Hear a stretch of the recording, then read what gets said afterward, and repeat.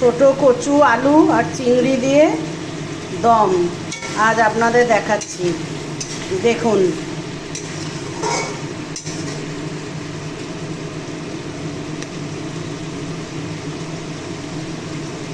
সামান্য একটু পেঁয়াজ কুচো দিয়েছি, ওটা ভাজা ভাজা হয়ে যাওয়ার পর আলু আর কচুটা দিয়ে দিয়েছি। ওটা নুন হলুদ দিয়ে ভাজা হয়ে যাওয়ার পর চিংড়ি মাছটা একটু ভেজে ওর সাথে মিশিয়ে নিয়েছি।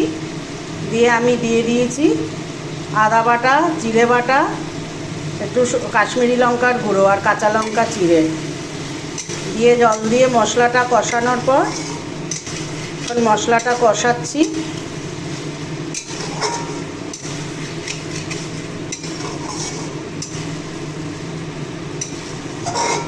লবণ হলুদ সব দিয়েছি পরিমাণ মতন।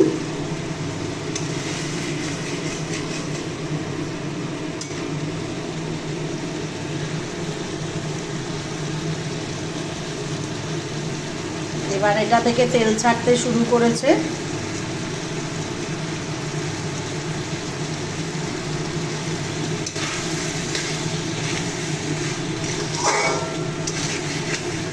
কচু তো আর চন্দ্রমুখী আলু বেশিক্ষণ টাইম লাগছে না হতে।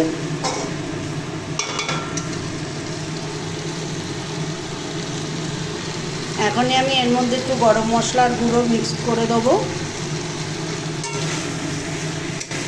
কষানোর মধ্যে গরম মশলা গুঁড়োটা দিলে বেশ মিশে যায়।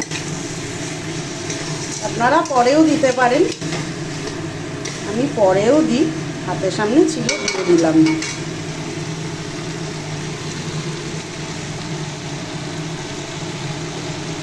মশলাটা কষে গেছে, এর মধ্যে আমি দিয়ে দেবো পরিমাণ মতন গরম জল।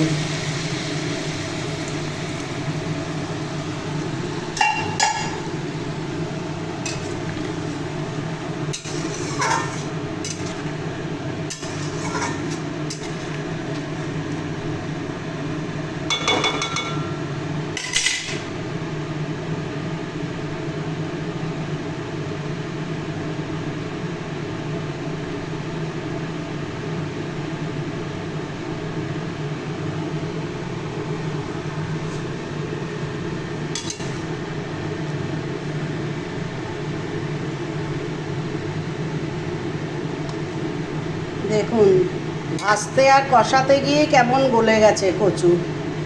দেখুন কেটে যাচ্ছে, আলুও কেটে যাচ্ছে, দেখেছেন? এই দেখুন আলু কেটে যাচ্ছে।